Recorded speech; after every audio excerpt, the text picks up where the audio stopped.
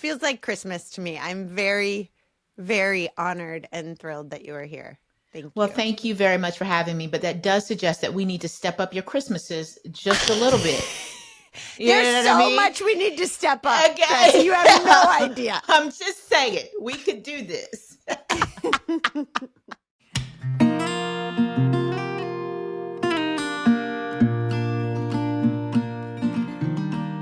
Okay.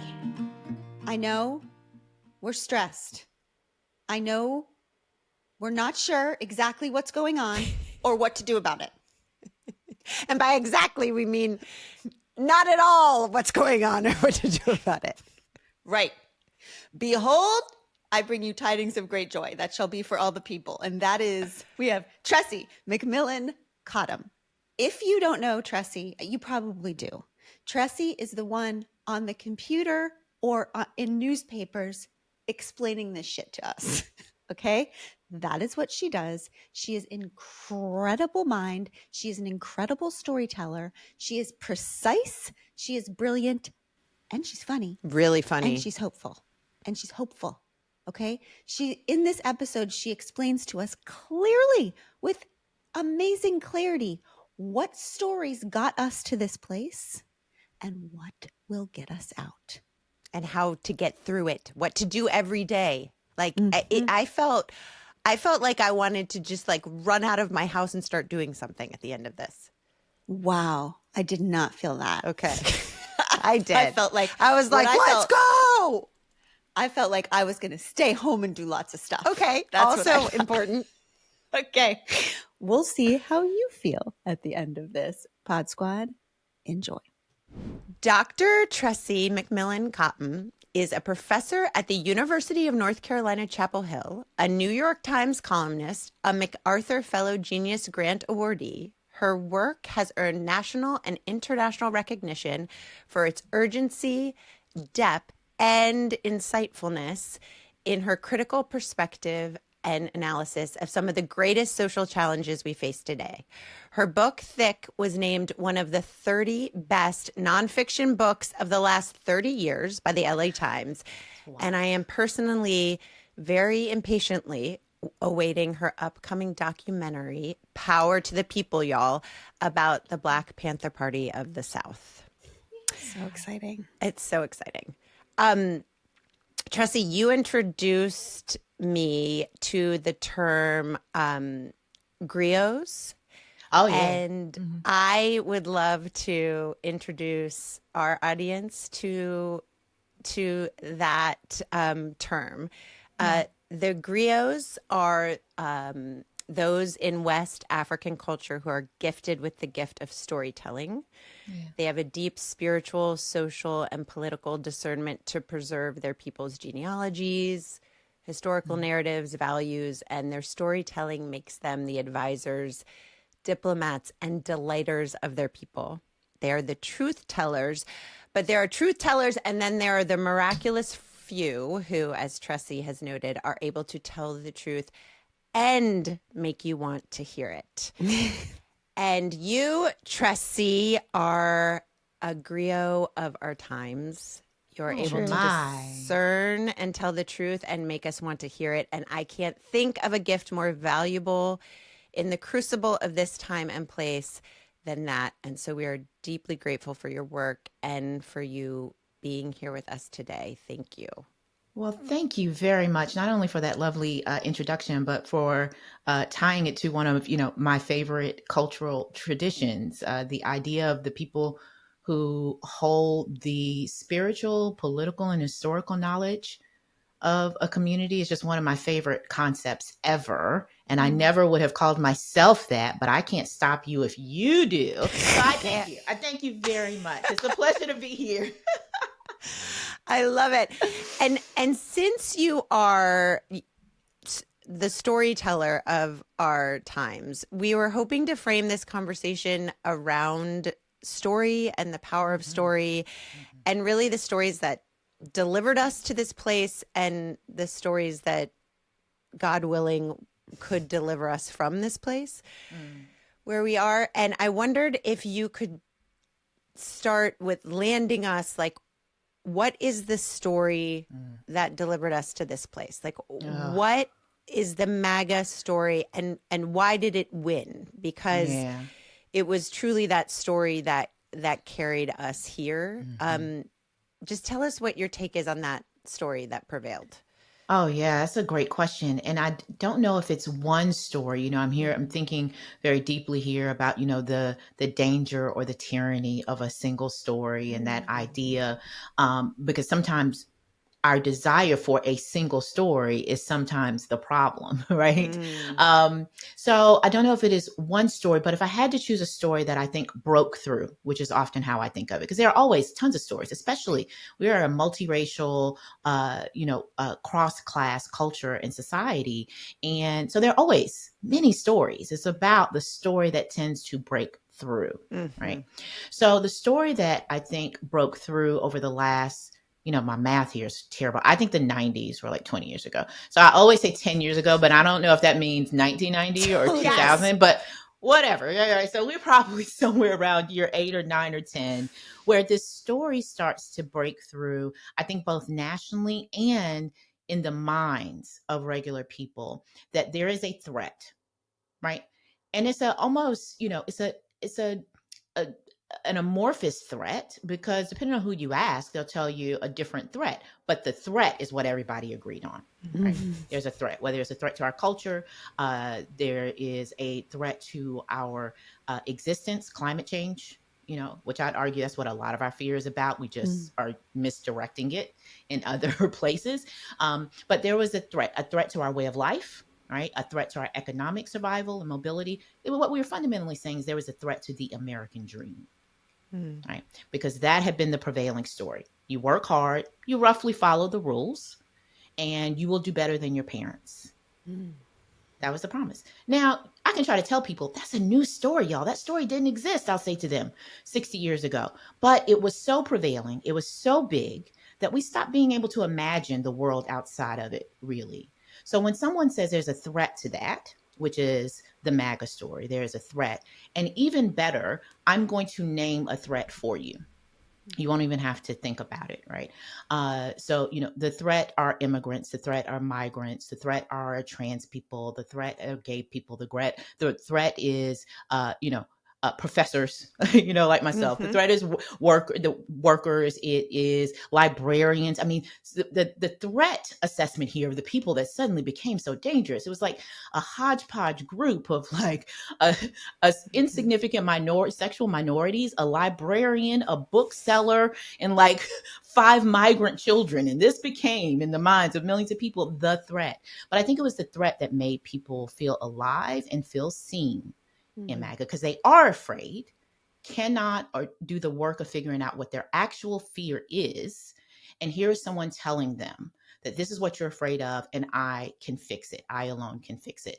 So that story, I think it's an old story, right? Powerful, dangerous people have told that story for millennia. The question for me isn't like, why is the story there? The story is always bubbling beneath the surface. The question is, why is in this moment would that story breakthrough? Why right now, does that story get so much currency? But that is the story. And the story that I will tell you, I continue to be sort of amazed by its resilience right now in the face of so much evidence that this is not a strong man, that this is not the dangerous war-torn country that he would tell you this is, that you are actually mostly fine and safe, that we do have hard problems to tackle, we can do hard things, but we don't have impossible ones, right? In the face of all the evidence to the contrary, however, this story, the MAGA story, is deeply sticky. And the question that's driving me these days is why is it so sticky right now? But yeah, I think that's the story we're living with. Do you have any takes on why it's so sticky right now? Well, so I just finished saying that there are always competing stories, and that is true, but we don't have a good competing story right now. We do not. No, we do not. I mean, I look out at the people I would turn to that, trust, but I think the people who are responsible for telling us a better story, a different story. And we've had enough time now, I think, to come up with one. And so I will tell you this might not be very reassuring, but I'm almost as befuddled as everybody else about why there is not a better competing story. I'm starting to see some things that I think are breaking through the wonderful, powerful, peaceful resistance that has been happening in Chicago, for example. And I think that there's a clear moral, ethical voice starting to break out there with their religious community and religious leaders on the ground in Chicago. And so I am seeing some glimmers. But as of yet, there has not been anybody who I think speaks less to our fear and more to our strength in a way that feels honest and authentic. Because here's the thing, here's the truth. The truth is, actually, we do have some really big problems, and we are running out of some runway to make hard choices, right? And I think part of the problem is nobody wants to tell people that. Yeah. Right. Right. I can sit in the room with Democrats, for example, professional Democrats or Democratic pollsters or political advisors. They know how deep the problems are. But nobody wants to be the person who goes to people and says, your life really is going to have to change. Now, it doesn't have to end and it doesn't have to be worse, but it is going to have to change. We really do have to make hard decisions, again, about the environment and about climate. We just got to do it. But nobody wants to give that hard truth. And in the absence of a story that is honest about the truth, but makes you feel better about it, people are willing to listen to the story that might be dishonest about it, but tells you a way to feel better about it, right? It's a real hard story, yeah. This was going to be our last question, but I feel like it is rearing now. Do you believe, because as you've noted, there is no compelling counter story to the easy to swallow, I don't have to change my life, I just have to hate those people narrative from the Democratic side. And there also, it seems to be the story is we're not evil like them. Like that's the story. We're not them. Yes, but then that became really complicated, I think, for me personally and for a lot of people when we had no red line on a genocide. That's it. Became very hard to say, well, how evil do we have to be? Right? Exactly. The moral high ground. Where is it? No one believes it. Yeah. And so my like huge question is, as the structure exists right now, is there anyone capable of carrying that, any story that could deliver us with our modern two-party system? Or are we looking at, if we are to be delivered from this, a whole different paradigm that needs to come up, like what you're saying with the communities and the faith communities and all of us? Like, does this system even work to carry a better story if we could make one? Ooh, I am with you. First of all, let me say this. I do think that a lot of people who believe themselves to be well-meaning, reasonable people lost the moral high ground when they could look at starving children and not say the obvious thing, which is, oh, we are killing these children, right? We share culpability here. Yeah, this is a genocide and people are dying, right? And you can argue then about the historical significance and the contemporary politics of it, but what was irrefutable was that people were dying, and you can see that. And I actually attribute some of people's inability to do that with the fear of not knowing a story that was going to redeem them, right? If somebody had been willing to say, you can say the hard thing and you won't experience a social death, right? You're not going to be cut off from your friends or your community, right? There will be a path for you here. Now, the reason, however, we could not build that way forward and that path leads into your bigger point. It is more politically powerful to have a two-party system where people can be cut out of that system than it is for somebody to do the hard work of building a way, a path of reconciliation. That is to say, it is unfortunately good politics to be bad people. Right? Doing the good thing and being a good person was going to make you a bad politician. That's right. Right? Yeah. You've gone on the record about something where there was no clear right or wrong, And you can't do that as a politician. People will hold you to the things you said, and it can be misconstrued, and it might come up in a campaign ad later, and it might, right.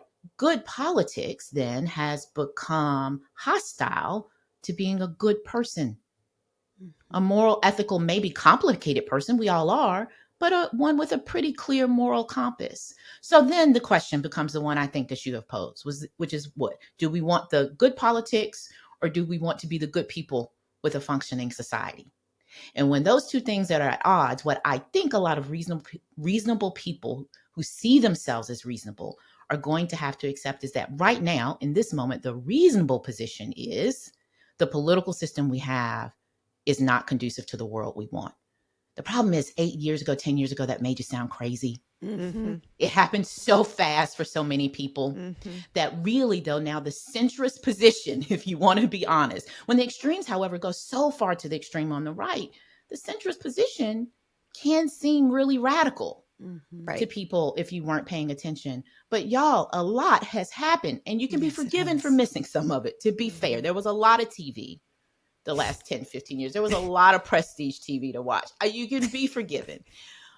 But in the event that you missed it, let me be the one to update you here.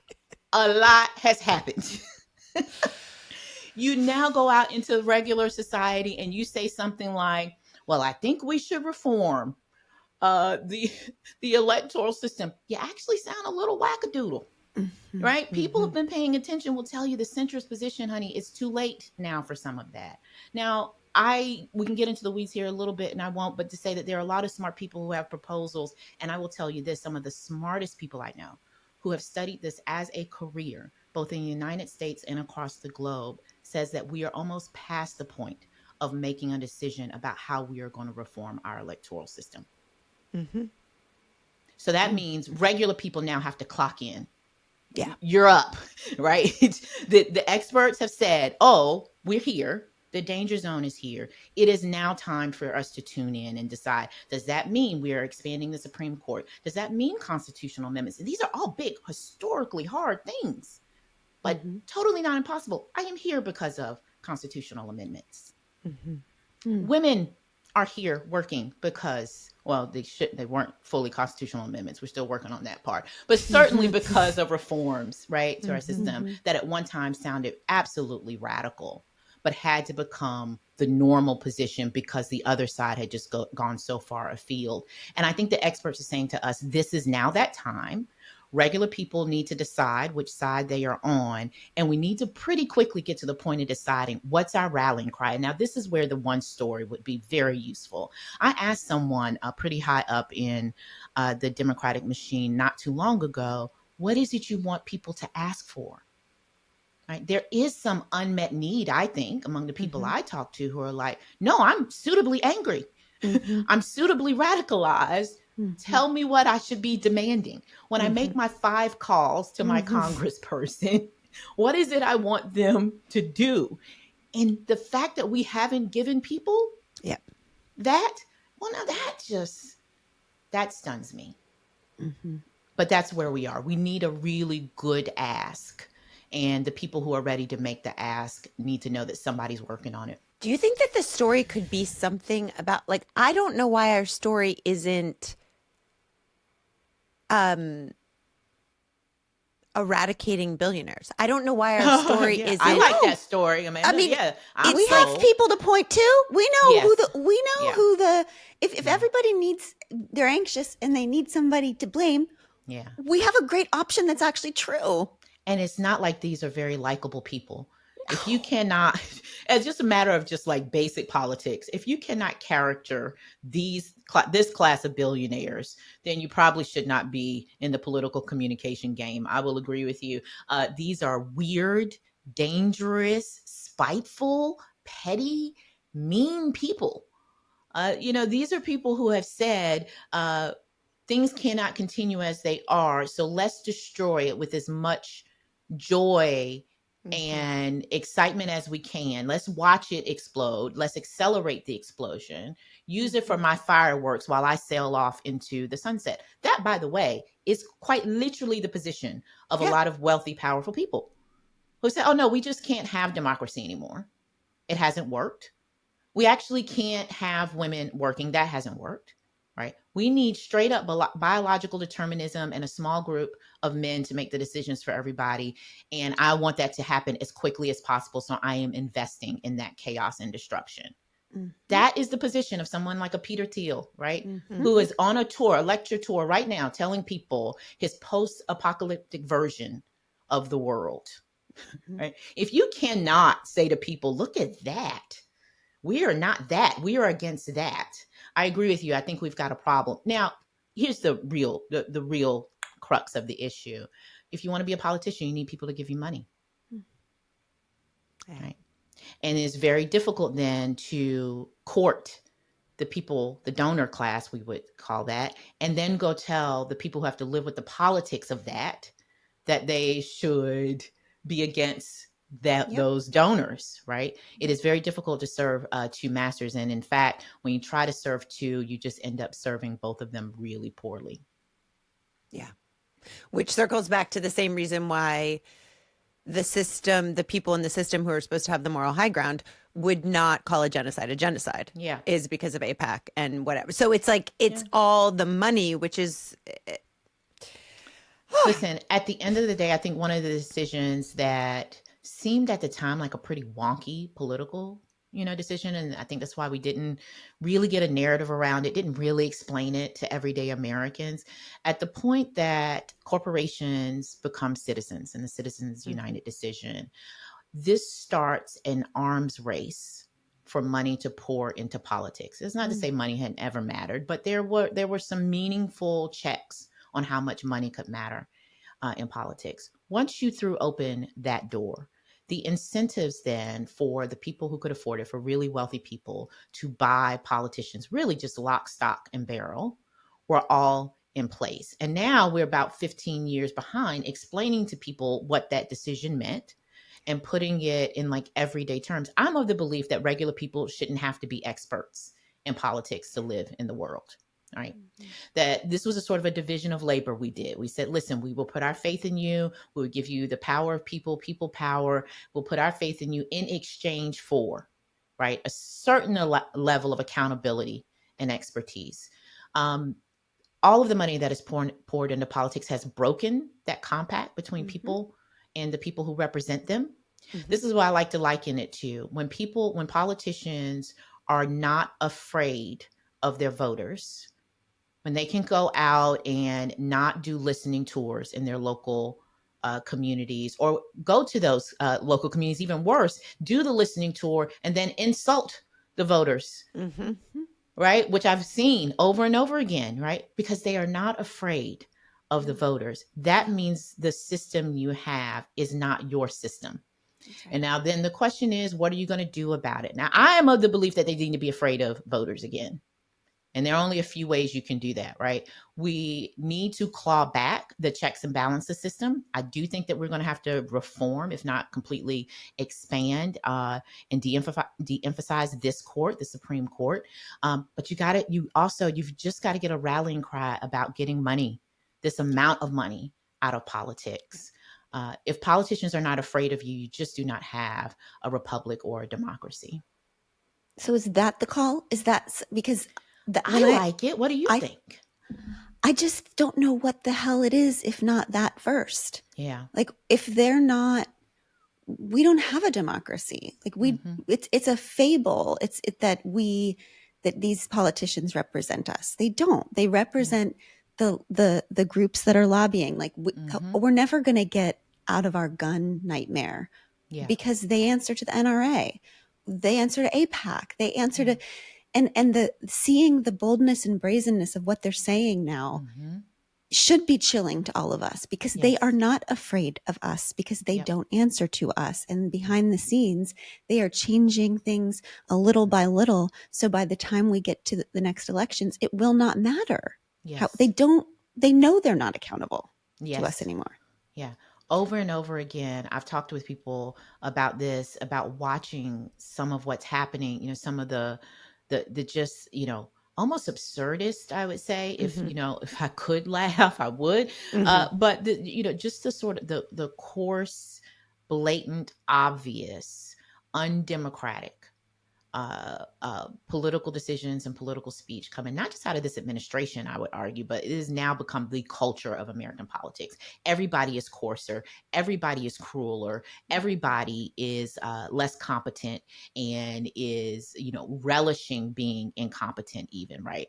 The scam is visible. Scammers are usually supposed to try to do some sleight of hand. They don't even care to pretend anymore, right? You can just see the scam in and that's broad the power daylight. move. And that is the power move to say, I can rip you off and you can't do anything about it. Right. That is right. That is how a strawman, that's how an authoritarian shows that they have that power. But I've looked and said, I don't understand how you look at that and think that these are people who intend to be governed by voters. These are not people who intend to have an election matter to them. That is not to say, and then men tend to come out and say that, we're being alarmist. We say that, they can get upset. I'm not saying we won't have elections, but elections alone don't mean that you have a democracy. Yeah. Right. You have a democracy when they are afraid of people, period. So you ask yourself, are your representatives afraid of you? I don't know. When you call, do you get them or do you get their legislative aid or do you get a voicemail? Or like some of the people, I'm in the state of North Carolina, we have some elected officials you call and they have turned off even the voicemail. It just rings and then hangs up on you, right? If you can call, if you can email, if you can show up at your local political events and your elected representatives are not afraid of you, I promise you, you do not live in a competitive democracy. You just don't. Well, just look at reproductive justice. Like when 70% of Americans support access to abortion, and they full slate go and take it away, like they aren't afraid of That's right. the entire country. They are doing what they're doing because they've been not only bought after the fact as politicians, they have been manufactured from the beginning. Yes. J.D. Vance exists because Peter Thiel decided he would. That's exactly right. They found somebody with a narrative who was willing to be remade in the image of what a Peter Thiel wanted. And that I could not agree more. Someone who was willing to play that role in exchange. And let's just be very honest, in exchange for personal gain. Yes. This is not about some ideological project. We keep thinking that these people have deeply held convictions about when life begins or the Second Amendment. No, these are people who have been promised, we can protect you and we can make you very rich. Your children's children will still be rich, right? Yep. They are buying themselves that ticket, and we just need to be very, very clear. But that's right. You manufacture the story you want in the candidate you then create. And again, I would ask people, do people have that power? Can we go and manufacture that and then have that person have the resources and the attention they need to actually be a politician? And no, we can't. And that happened admittedly very fast, but that is where we are. Now, these aren't even, to my mind, these aren't even real politicians. I was speaking with someone last night about, there was a moment when Mitt Romney resigned from Congress. And I remember and listen, and I was at odds policy-wise with Mitt Romney on many, many, many things. But I remember the speech he gave about why he was leaving. Yeah. Right. He said, it's not just that this isn't a Republican Party I don't recognize anymore. He said, this is a government and a job I don't recognize anymore. When you have a candidate who is ideologically committed to the ideas, the Republican ideas, or we should say maybe conservative ideas, and they are terrified of what they are seeing, to me, that meant that even the pretense of us being a normal functioning system had been called off and it was over. That to me felt like an important moment. And I think we have seen that, right? They've even gotten rid of their committed believers in the party. That is and Cheney. That's right. Cheney, when you would make fun of people who helped build your party, they didn't just run them out, the mockery of them, right? All of that signaled to me where we were, and where we are is that, you can buy politicians and many of them have already been bought. Yeah. And now it's time to thank the companies who allow you to listen to We Can Do Hard Things for free. So our kids are coming home for Thanksgiving. I know. It is the absolute best thing in the world and also utter chaos. Yes. There's cooking from Abby. Baking from Abby. Tish. Football on the TV from Abby. What do I do? You watch and sit. We're going to get to what exactly you do, Glennon. Okay, great. Anyway, regardless of who's doing what, by the end of the night, the kitchen looks like it survived a natural disaster. But this year, I feel calm about it because of our new kitchen friend, Mill. We call her Millie. Millie. Yeah. Mill has been a total game changer, y'all. In our house and hopefully in yours too. It's this quiet, odorless food recycler that takes all of the scraps, the turkey bones, pie crusts, veggie peels, and turns them into nutrient-rich grounds overnight. No smells, no mess, no trash overflow. When everyone's home and eating all day long like our kids, it makes a huge difference. And the kitchen actually stays fresh, which used to feel impossible during the holidays, right, G? Yes. Usually after Thanksgiving dinner, I'd be running around, cleaning up, emptying the trash. That's what you do. Feeling guilty about how much food went to waste. Oh, that is what you do. I am, with my depression era heart, always stressed about all of the waste, and now there isn't any. Everything just goes into mill, and somehow cleanup is easier, more peaceful, and nothing feels wasted, and that makes the holiday feel lighter. It's also changed how I feel about all of the waste. I used to be like, what difference can we make? But when you know that food waste in landfills releases methane that heats the planet 80 times faster than CO2, and that you can actually stop that just by keeping food out of the trash, feels good. Honestly, I love that it just fits right into our life. You know, we cook, we drop the scraps in, and then Mill or Millie handles it. Plus, it looks really good. It's sleek, it's modern, belongs in the kitchen. And for something that's quietly saving the planet, that is kind of amazing. So this year, add Mill to your wish list or gift one now. Get up to $200 off during their biggest sale of the season, Thursday, November 20th through Monday, December 1st. If you miss the sale, you can still get $75 off anytime at mill.com/wecan with code WECAN. That's mill.com/WECAN.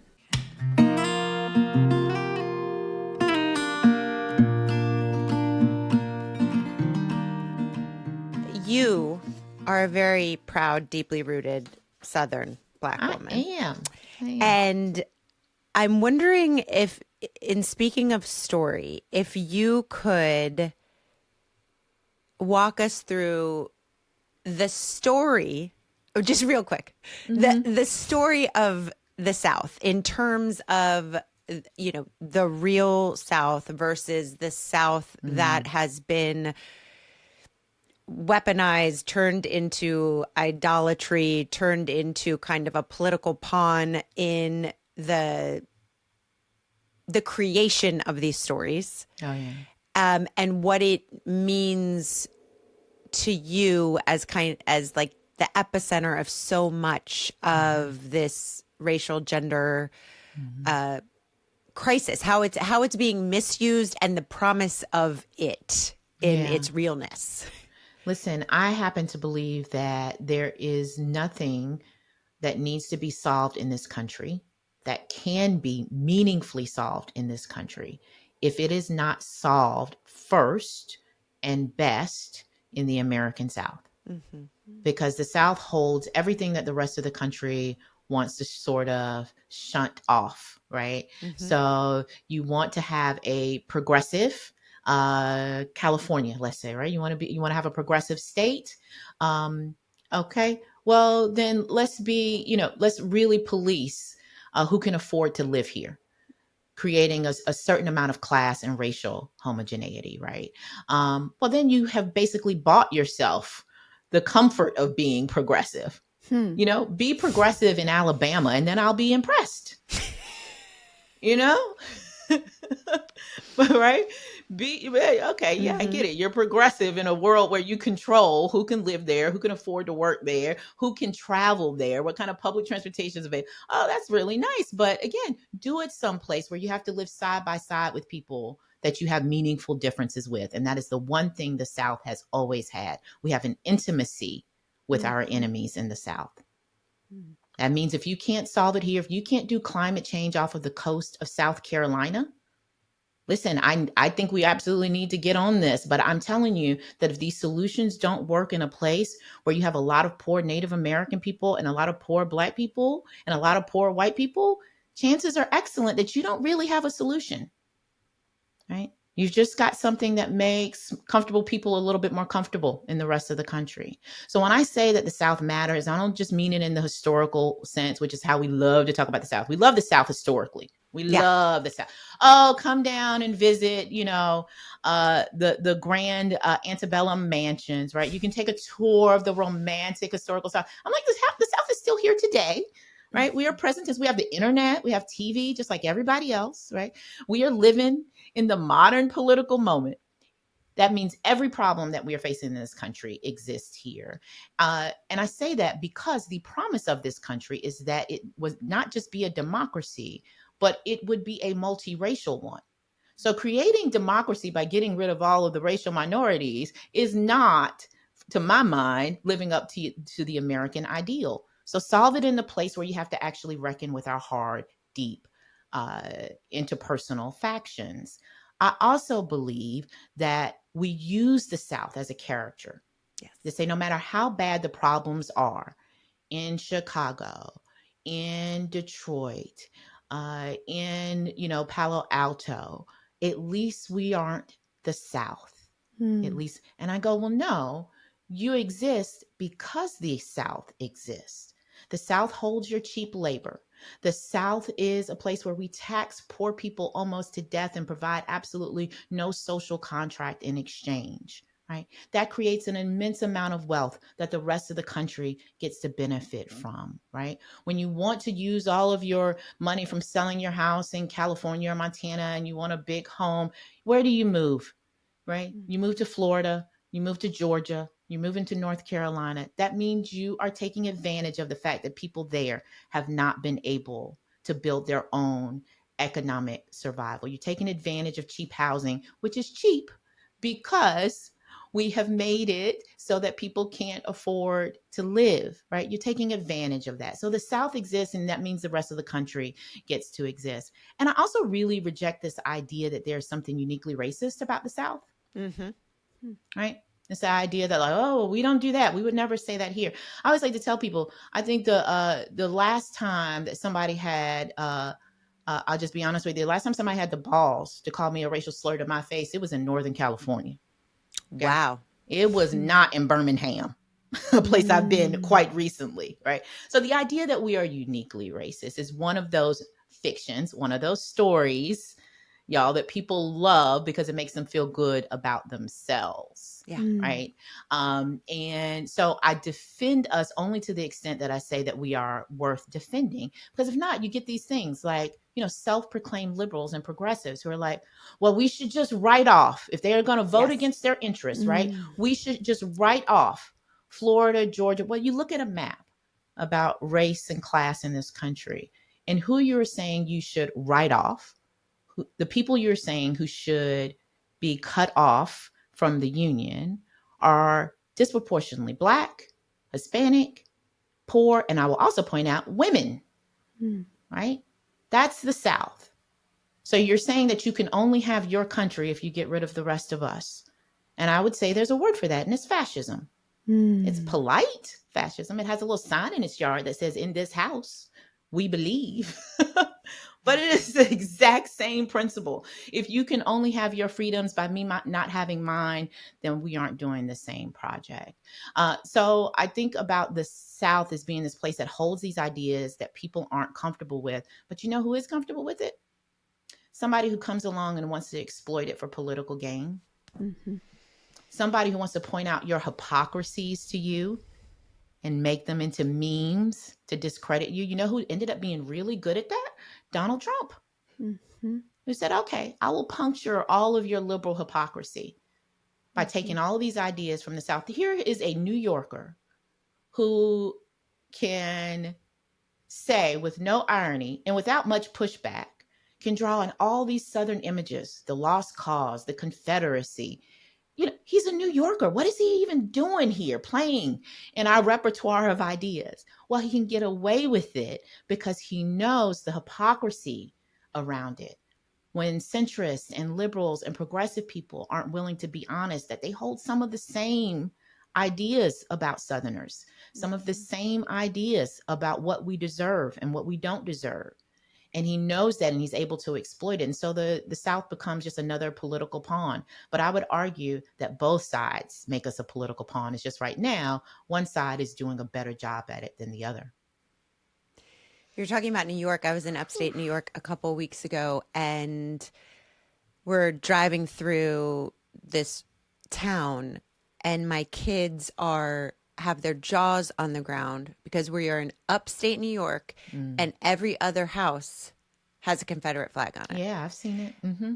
And they were just like, "What? This doesn't even make sense." I know. They weren't even part of the Confederacy. There is no claim to the actual quote unquote heritage. If that flag is supposed to, we believe, represent some part of Southern heritage, y'all are the farthest from that Southern heritage that we can get outside of Maine. So what is that iconography? And then they're all over the January 6th insurrection, which was not predominantly Southerners up there. No, you had Midwesterners and Westerners, very urban, urbane, upper middle class, wealthy people who were flying, yes, the Confederate flag, who were dressed up in a Confederate uniforms, wearing the Confederate hat, using, don't tread on me, all of this language, all of this iconography, the images, the stories, the slogans from the Civil War and from the South's version of the Civil War. I was at an event recently where someone she was presenting her research showing the connections between Nazis in Germany and their connections to the American South. And she said, the thing is, the American South has always been global.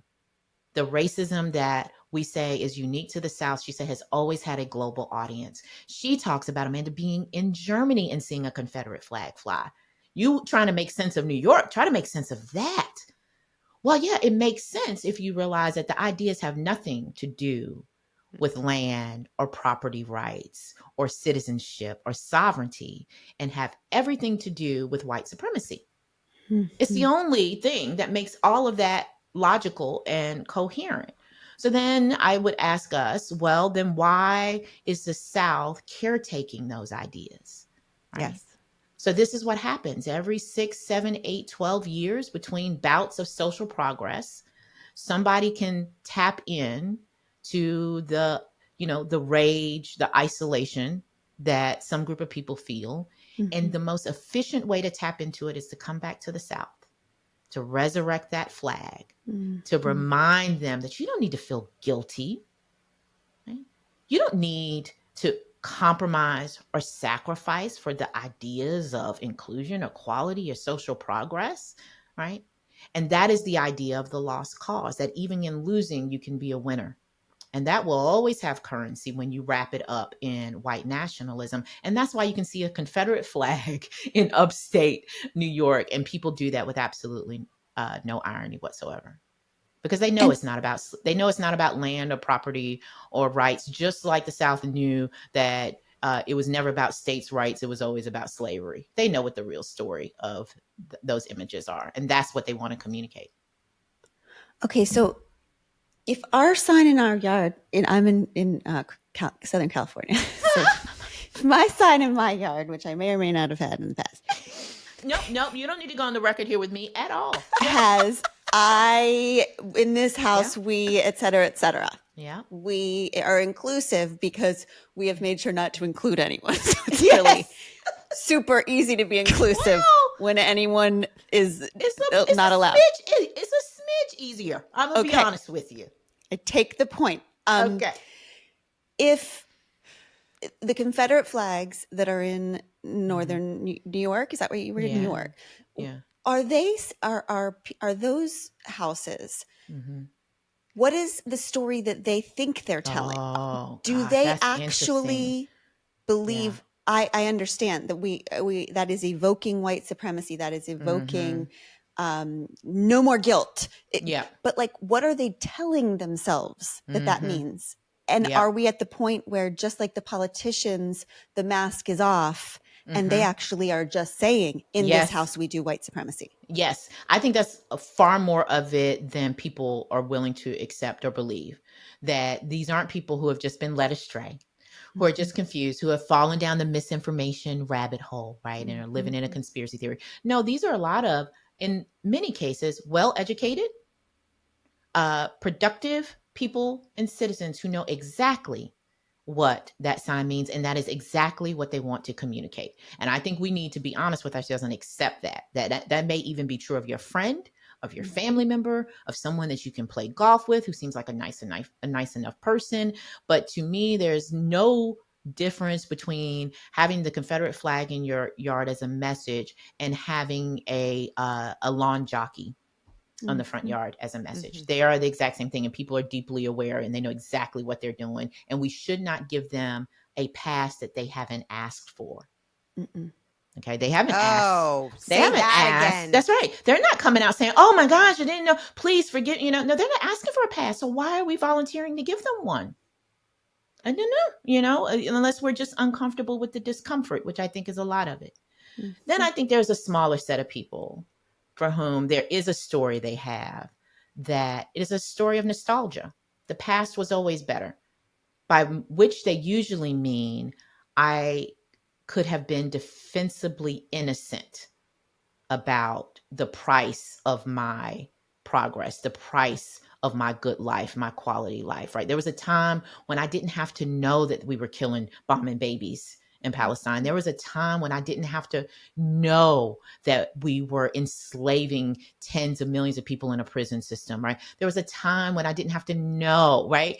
That's what the nostalgia is for. Now, it just so happens that they are nostalgic for a time where they had that innocence because of white supremacy. But I think the story they're telling themselves about a kinder, gentler time is about a time of innocence, when they did not have to deal with all of the moral conflict, the ethical conflict, the discomfort people feel when they realize the American dream was always costing somebody else their nightmare. Yeah.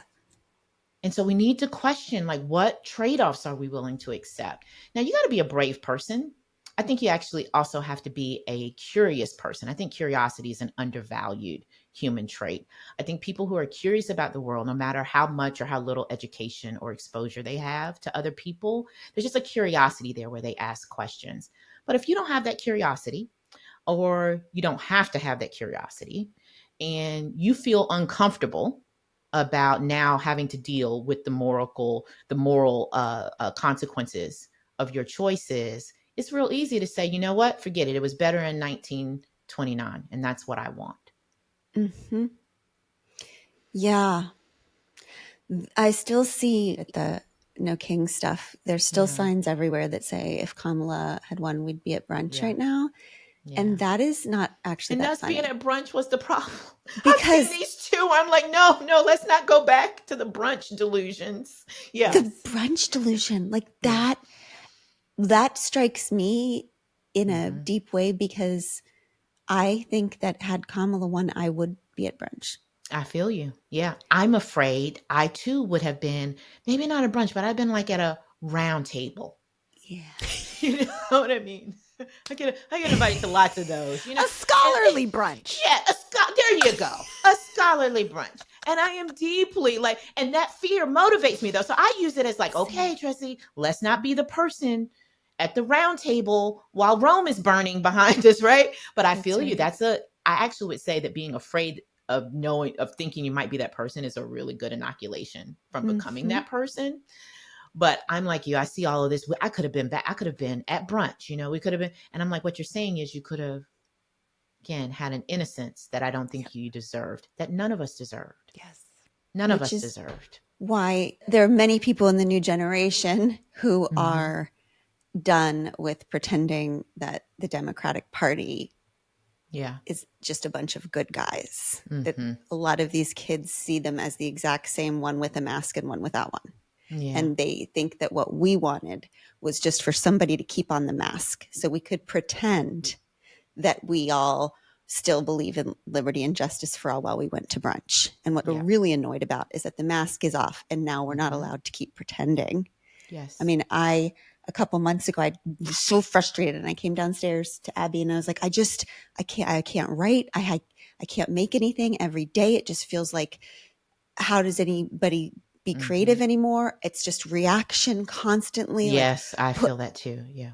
And we just sat and was like, oh, that's for people who have been engaged constantly. That's life. That's life. Yeah. First of all, power to your kids. Yeah. This is why everybody, for the record, this is why people get so upset when their kids come home from college. They think we radicalize them. I'm like, no, they just told you. That's not on us. That's not our fault. But yeah, because that's tough. Yeah, they come up and they tell you these things. They're like, oh yeah. I work with college students all the time, and I think you have nailed it in that what they're saying is, first of all, that we didn't give them a world where they could really choose that innocence. So like, how dare we be grieving the loss of that when we didn't give them that, which is totally fair, by the way. But also the clarity they have about, in some ways, I think they are not just more brave than us, because some of that can come with youth, certainly. But I do think that they are more courageous about whatever comes after the knowing. Could be worse, but it could be better. Yes. It could be better. They're the ones who remind me of that. When I'm like, oh, everything is collapsing. Well, guess what? It kind of had to rebuild it. It's like getting the tower card in tarot, or the death card. It has to die for the rebirth. And what I think they are better at, because they weren't as immersed in our brunch past, when we could just, vote every 2 or 4 years and then go back to our lives and our self-actualization and our becoming and all of that, right? Because they don't have as much of that.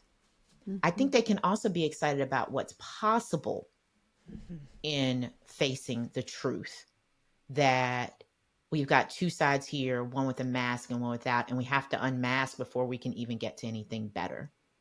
That's right.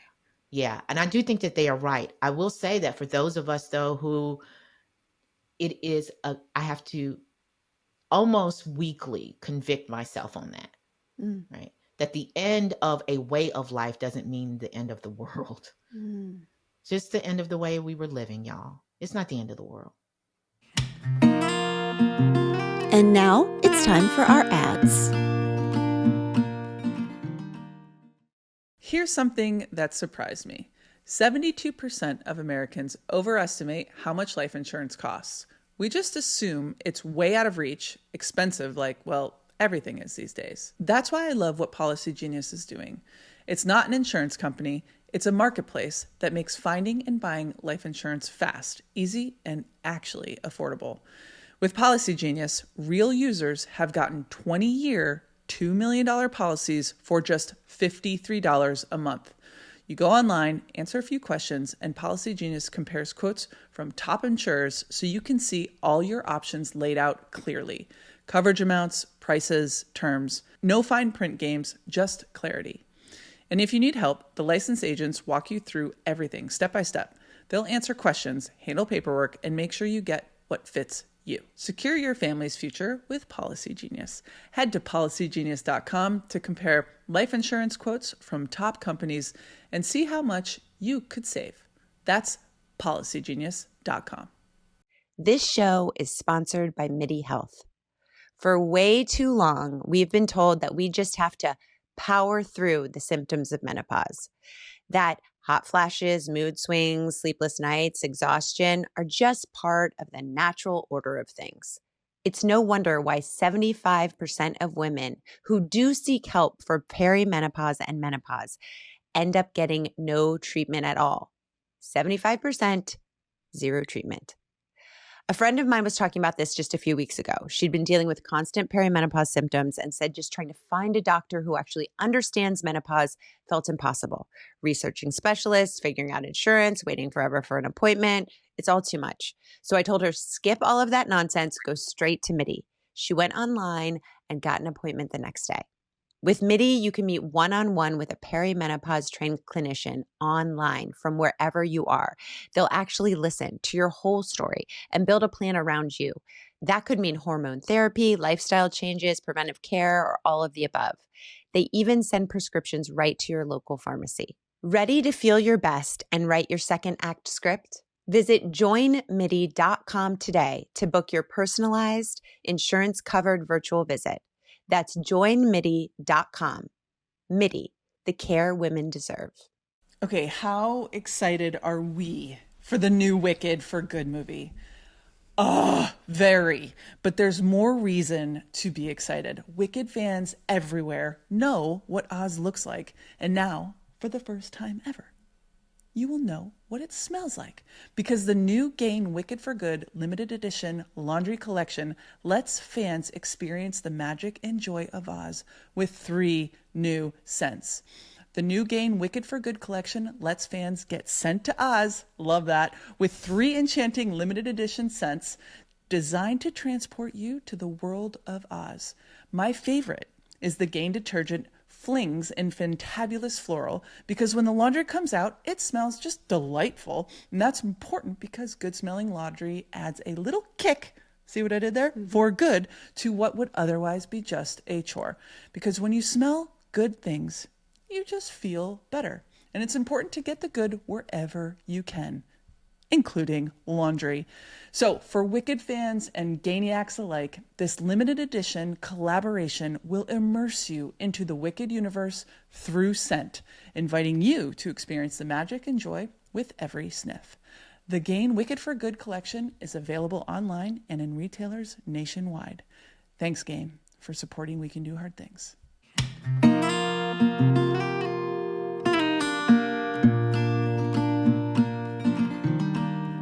I'm interested as you're talking, as we're thinking about like, what is the third way? What are the alternatives? Like, what is the thing that will make these people afraid enough to hold to account? And it makes me think about your work on the Black Panther project that you're doing, and the way that community threatened the powers by taking care of each other. That serving each other and not looking to the state or to the government to meet its needs, that in itself was deemed so threatening, so as to be deemed violent to the state. So there is something there in that of the community and your partner's phrase where they say freedom is responsibility. Freedom is responsibility. I know. Isn't he such a good egg? Yeah, Good. He says, babe, Good. He's like, babe, I wasn't free until I was responsible to other people, which, gosh, really got me. In our moment of our, focus on self, listen, I'm like every other woman. Yes, we need the boundaries. We need the care. We need all of that. But there was something almost intimately radical about him looking at me going, no, the more responsible I am to other people, the more freedom I have. And he meant several things, but one of the things that I think about a lot that is so evident in working with this chapter of the Black Panther Party in Winston-Salem, North Carolina. So again, the South, and in a place not, imagine, people don't think, if they think of Winston-Salem at all, and it's perfectly fine if you haven't, it's fine. It's a small regional I've been there. area. It is. It's darling. Thank you for telling people. It's darling. I love North Carolina. Huge fan. Yeah. Chapel Hill especially was there last weekend. Love it. Were you? Next time you let me know you're here. I'm in downtown. I will see you next time. Seriously. It's one of my favorite places. There's a reason I choose to live here. I really do think it's amazing. And Winston-Salem is amazing in that way, sort of a bedroom sort of community. But you don't think of this as a place, as a hotbed of radical activism, right? But I knew that it was. My mom had been in the party. She was in the party when she got pregnant with me. And so in many ways, figuring out my own origin story involved understanding this chapter, but also the fact that we've kind of erased it, right? The fact that there was no Southern presence for this. And not only was that chapter active, in their minds, they are still active. So I go back to them 55 years, the 55th anniversary of their chapter was this past year. And we had a gathering there to do some filming for this documentary. And one of the things that I want people to see is something that I needed to see at this point in my life. Y'all, some people survive the movement. Some people grow, you can grow old As a revolutionary thinker, you can grow. Oh, you can have a life. The movements do move on, right? They are put down. The government puts down a radical movement. Sure, those things happen, but their work didn't end. They are still feeding people. They are still housing people. They're still educating people. The work goes on even when the cameras stop showing it and the politicians have moved beyond it and we think it's in the past. And in fact, it is the people who continue to do the work in between those times. Well, they're caretaking those ideas for us. So when I was sitting there, I was like you, when I'm sitting in my house going, how am I supposed to be this person I worked so hard to be able to be? All I've wanted all my life is to read books and sometimes write a little something down in a notebook. It was all I wanted, you know? And I sacrificed so much and I got here and then this happened. And I've been a little pissed. Yes. Thank you, Trese. Thank you for saying that. That's a real thing that people are going right now, which is like, I had individual dreams. Yes. I had a joy to cultivate in me. I have a little, and for you. And I'm middle aged. I can't just keep rebuilding this thing. I also was feeling like the time. I was like, oh my God, by the time we get rid of him and we do all this and blah, blah, blah, blah, right? I'm not going to be able to drive my car anymore, right? I was just so like, I've got a short ramp. And I was really feeling that. Amen. Then you go home, as I did. And when these are people, you know, I call aunties and uncles and extended family, they're in their 70s now, some of them in their 80s. And now maybe they show up to the meeting in a hover round. Sure, sometimes they're in their assistive devices, and sometimes we have to roll out their oxygen tanks for them. And sometimes, you know, we make all of these allowances for the physical passage of time. But these are people who are still actively, intellectually, and spiritually alive and engaged. And I looked at and had gone on with lives. They became teachers, professors, lawyers, preachers, corporate, marketing, corporate branding. They got jobs. They had jobs like the rest of us. And yet they were still fomenting these ideas. They were still showing up. The small acts when I asked them how the party remained alive for them, even after it's long since dissolved, it's been villainized by the government. You know, you become an enemy of the state, which is a deep grief, by the way. We don't have a language for this. When the country turns against you, it is a deep level of loss, right? It's like you're stateless in your own country. And it hurts. They go through a deep trauma here. Anybody's ever been in a union or any kind of collective movement, and when it ends, the trauma of that is so deep. And they lived with that, but they lived despite it.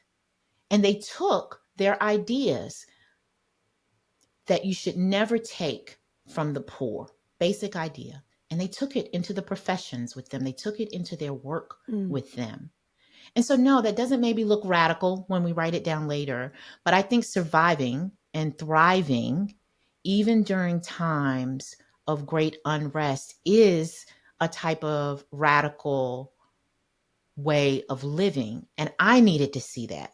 I needed to see them. They can still pick up the phone and call each other, and they can turn out 300 people in an hour. What power to be able to do. And they can do that because they've been serving people in their own way for so long. And so what they reminded me is that, yes, keep up with the news, know what's happening, but don't think that's the work. And that, in fact, if I was serving people, if I was doing something in service, if I was responsible to other people and to the things I believe in, they are right. Remarkably, at the end of the day, when I have done that, I feel far more free than I do on the days when I have kept up with all of the Supreme Court decisions and the judicial testimony and the minutia of whatever it is Donald Trump has tweeted. Miraculously, I do feel more free when I have served people than when I have kept up with the news. They're right about that. That's the story. That's the better story. It's like, Yeah, how do you put that into words? I feel the better story in my body when I'm organizing. When I'm at a table full of people that are like, I feel that I'm like, oh, this is better than the other thing. Yeah. I mean, there's a reason that I think the American dream whole story started from mortgage companies, if that's Yes. true. I Trying think to that sell was you a from home, people or it's selling certainly houses. the language of it. Yeah. Mm-hmm. Yeah. Yep. And there's a reason that the symbol is a fence. Like when you think of American dream, you think white picket fence. That's what, Yep. whatever our Enclosure. story, the better story isn't, it's not a fence. Oh, that's There's good. no Yeah. fence. Yep.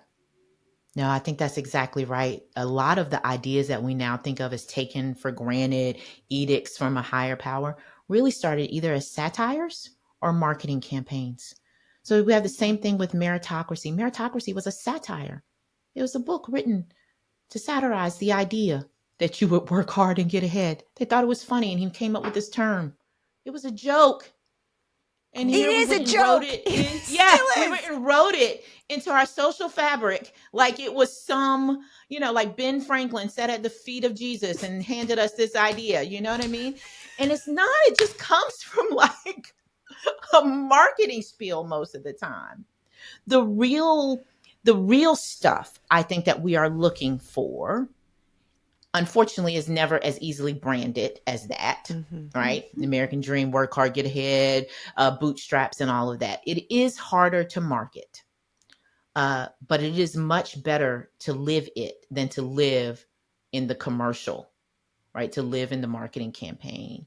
I'm with you. Nothing makes me feel both smaller, but more significant than organizing with people around any meaningful idea. Nothing does it. Right. And we talk so much about what we are losing right now and what we have lost. And I have worried a lot that even I have contributed to that, right? Because part of my job in this world, I think, is to chronicle what I think is happening and to make sense of the moment. But that means I think sometimes we haven't told people that actually, though, yes, it can be better. You also get something. You have lost something. And we're asking you to give up comfort. We are asking you to give up privileges. But you get so much. And we should talk, I think, as much about what you get as what you will sacrifice.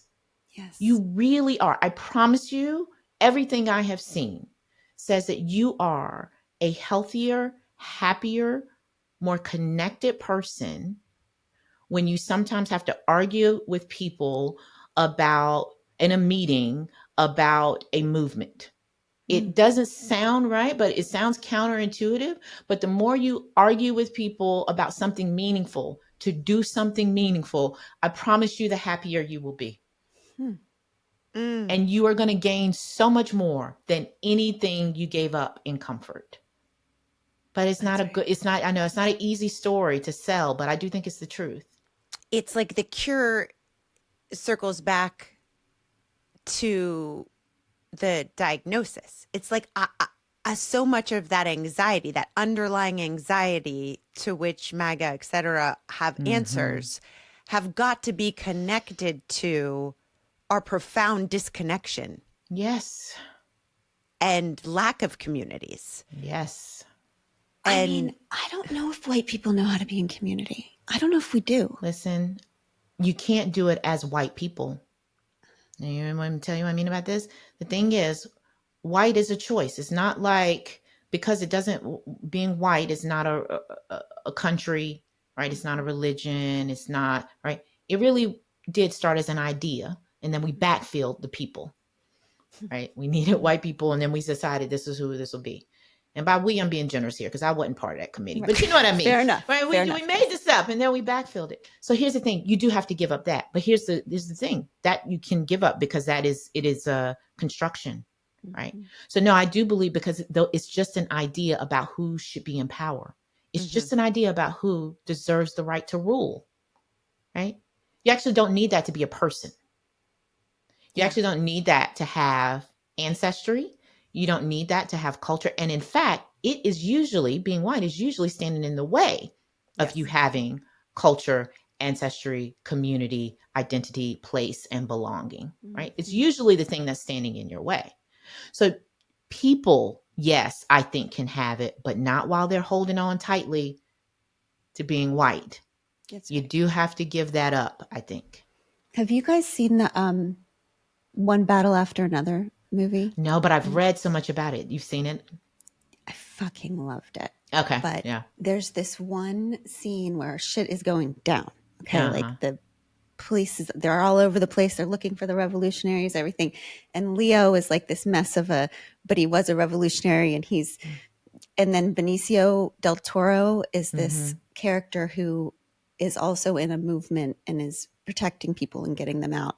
And he hands something to Leo and he looks him in the eye. He goes, "Don't get selfish now," and keeps going. And it was like, it felt like, you're white. Yep. Don't evoke it. You're with us. You could right now. Yep. It's just like a constant not It is embodying evil fake power that's not real. I think it's really, yeah. I think Wait. what people think they can do is they can layer a good identity on top of that poisoned one. Yeah. Right. And I say to them, no, you're just going to keep poisoning the well. You can't layer feminism on top of that. You can't, layer, I don't know, bike path guy, I don't know, or co-op person. You can't layer any of these progressive or radical identities on top of the one that's poisoning the well. You gotta root out that white power identity first, and consistently, constantly. Yeah, that's the thing. I do think it is a practice over time. And power is so seductive, which is why that's such a good. Yeah, he gave him something, and now you got power, and now it matters what you choose. Yeah, that's right. Don't get it selfish. matters. That's good. I mean, don't get selfish makes me think so much of, all the different reactions people are having, which I understand completely, and everyone has to do it. But the whole get out of the country, do the thing, do the protective thing is maybe a smidge of that, of the moment of don't get selfish right now. Yeah. We are all in this together. I'm sorry. And Amanda, I always say to people, did those other countries ask for us?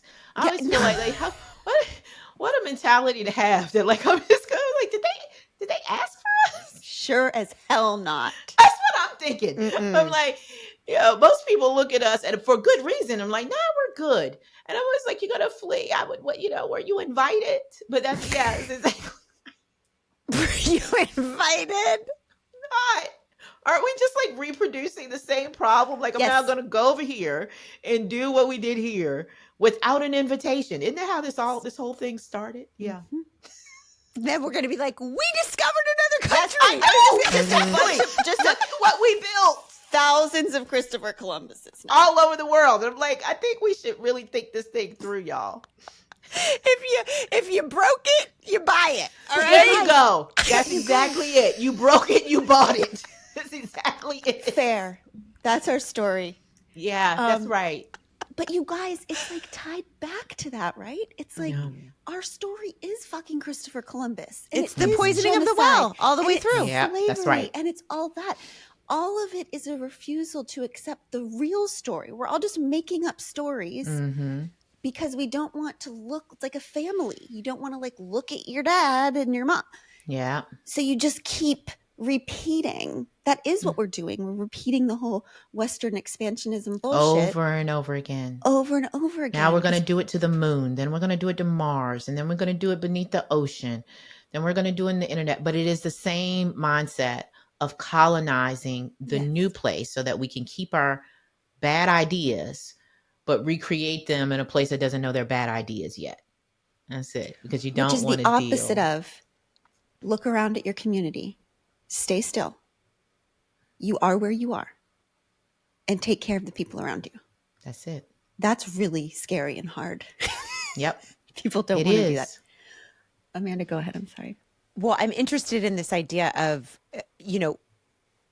perpetuating the story, which is what we're doing, but we're also in a moment, and specifically you, Trese, as a chronicler of our times and as a keeper of stories.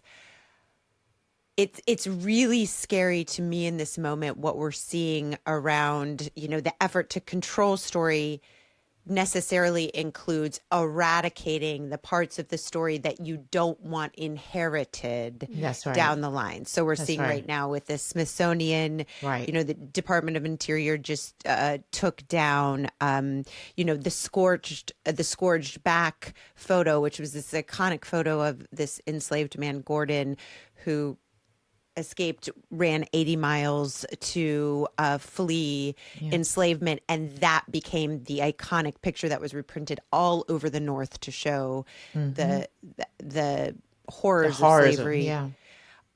Was just taken down. It's against ideology, according to the president's directive.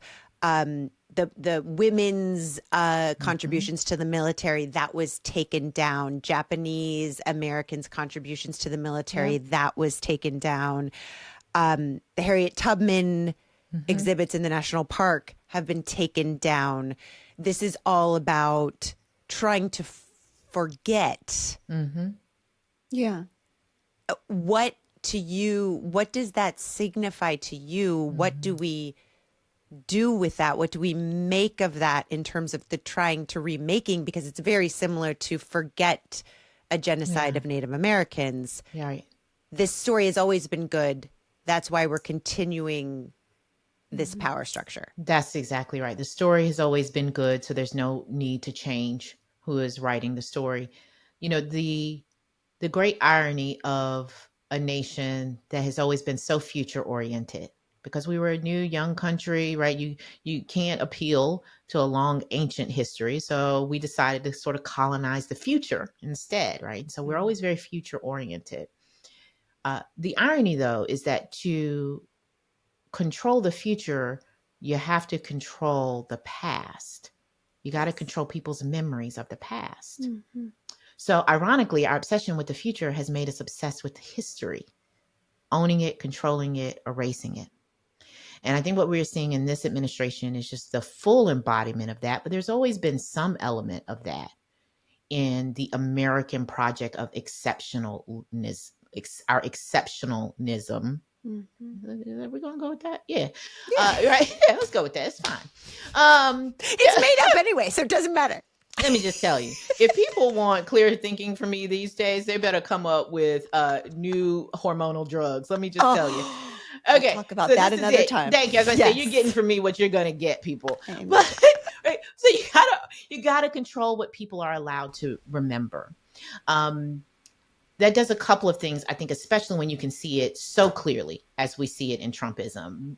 Because one of the things that Trump does is he removes the plausible deniability.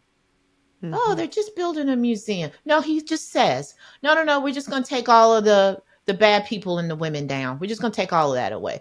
Because I don't like it. America's always been good. Get over it, right? And because this is what winners do, right? He's so overt about it that now we don't have plausible deniability.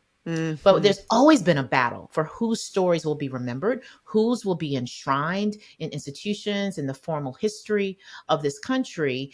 And here's the thing. If you want to exist in the future, you have to defend people's right to remember in the present.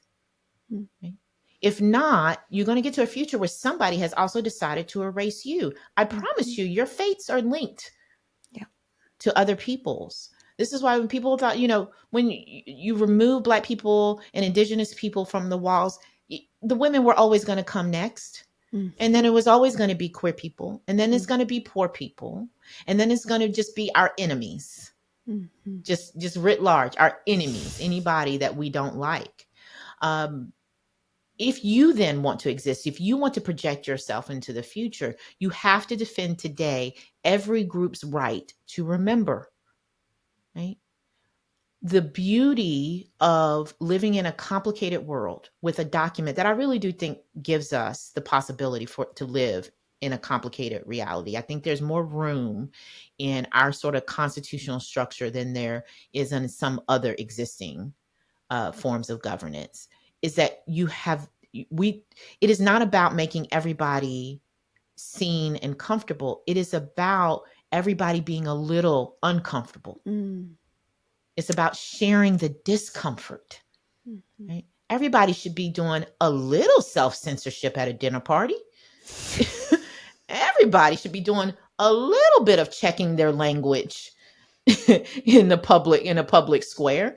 Everybody should be a little uncomfortable. That means the parts of my story that make me feel good about myself need to peacefully coexist with the parts of your story that says we weren't always good and great and moral. I got to make room for both stories. If I don't, someone is going to come along, some fascist regime, some horrible human impulse is going to come along and decide to erase both of our stories. Yep. And that is what we're doing. And I think Trump in particular, however, is a particular type of authoritarian in that he is doing it mostly out of self-interest. He wants to control which stories are remembered because he intends to write his story as the American story. He is about trying to protect the Trump legacy in the near future. He wants to enshrine it in these cultural institutions before he is, run out, arrested, or whatever ends up happening to him. And he's just trying to get out ahead of that because he understands and appreciates probably culture and education and memory more than a lot of people who enjoy those institutions and think of themselves as progressive and open-minded. He knows how powerful they are. He's willing to make enemies to protect them and to own them. And we aren't. Nobody thinks a library is more powerful than the person who wants to ban the books in them. They think those books are so powerful that they can change the world. So where are we, the people who love reading and love books? We should be just as protective and vigilant and vicious about defending them as the people who would destroy them. But yeah, he actually believes in culture, frankly, I think far more than a lot of us who like to think that he is, unsophisticated and uncultured. Yeah, that's such a good point. If he didn't if he didn't know the power, he wouldn't be working so hard to erase all of it. He wants to get up there in the Smithsonian's board. He wants to be in charge because he knows something like, or at the Kennedy Center, I should say, the Kennedy Honors is a way that the country still, because they show them on broadcast television. It is a way that the country still convenes about, these are the people who matter. Yeah. This is the art that mattered. These are the artists that mattered, right? These are the cultural workers who matter. He thinks that is so powerful that he wants to co-opt it. Yeah, fascists are always doing that because it's like art is the same as sex in like there are certain realms that power can't really directly get to. Yeah, and that that's drives really them good. insane. Yeah. It does. The it does. Art, like they want to be in bed with us. They're like that. That's right. The sexuality, the desire in their bodies is something we can't scare them out of. So we have to try because inner power, like that desire and joy and love of community are so effing powerful. Those are the things that actually could take them down. And of course, that's what you're seeing try to be scared out of us. Yeah, I think that's exactly right. And I really like putting together, I do think the creative energies, arguably both sex and art are the same spectrum, on the same spectrum of that. There is something that I have found that people, and it, not just people who are inclined towards authoritarianism, but even people who are just self-interested or deeply unafraid or uncurious and therefore make what I think are some horrific individual choices. Something that is common among all of them is how much they resent artists and how much they resent people that make them feel desire. They resent it. And I think there's something to wanting to put forward this administration and this cultural regime wanting to put forward a future for us where we won't have any real human interactions. They'll all be with an automated AI version of intimacy while they starve us of the means of having actual intimacy with each other. I think they're so afraid of it and so resentful of it because they can't own it, can't completely capture it, can't control it. Desire and creativity really resists power. It's very resistant to power. It's not impervious, totally impervious, but it is resistant. And I think they just find that really threatening. Yeah. If at the end of the day, if what it essentially means to be a human and to have a life and what you would do to defend that, if you really got to the bones of it, your own desire, your own passion, your own connection, that stuff people die for. That stuff people live for. Right. And so if you were to put that against any kind of hierarchy of power, any kind of threat or fear, your basis of humanity is going to win every time. And they know that. So they have Yeah. to kill the hunger for that. Because if you kill your hunger to remain a human, you'll fall for anything. That's right. That's right. You will replace everything that makes you feel alive with things that are just tracking you, surveilling you, and selling you things. If they can, yes, get rid of what really are our basic human desires. We only have a handful, and it is, to be intimate with each other physically and intellectually. It is to tell stories, seems to be a basic one, to tell stories and to imagine the future. Yeah. We just got those basic desires. And if you can't, beat that out of people, make people too afraid to experience them, they are much easier to control. And yeah, that's a reason why art and desire and intimacy are always considered an enemy of the people who want to use the state to control us, which is what we're living with now. Mhm. Yeah. I find they really hate books, Yeah, they hate and books. I find that so fascinating. Mhm. Almost, I mean, not just like I don't read, but it's like a disdain for the idea of writing a book or painting a picture. How they just, I've been in rooms with these really sometimes powerful people, but they have that same sort of Silicon Valley libertarian ideology, and they hate it. They hate art. They hate literature so much. It's too human. I mean, doesn't Yeah. Thiel actually use the term post-human? Yes. He uses that term to describe what he believes in, his vision. Yep. Post-human. Mm-hmm. Trese, is there anything else that you want to leave us with? I'm just so grateful for you. Oh, well, thank you very much for that. I have been taken to task on occasion by readers who say, well, you did a good job diagnosing the problem, but, now I just feel hopeless on top of everything, overwhelmed on top of everything else.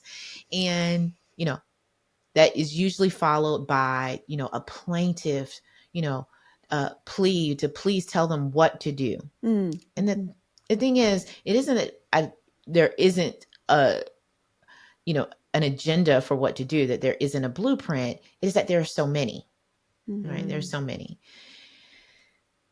And increasingly what I'm telling people is actually it's very simple.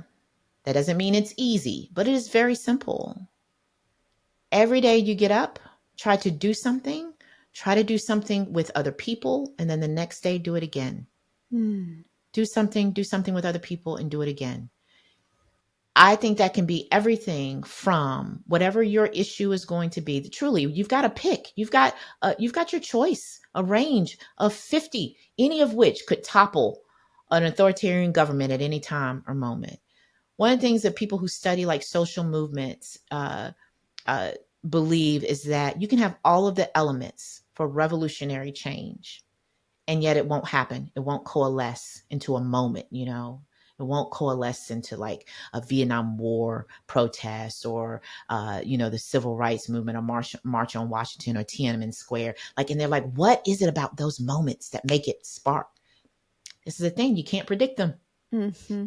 What happened in those moments is people had been showing up at that square, at that bridge. That's right. For 30 years. You just may not have known it, but people had just kept. And then one day, something will just, lightning strikes.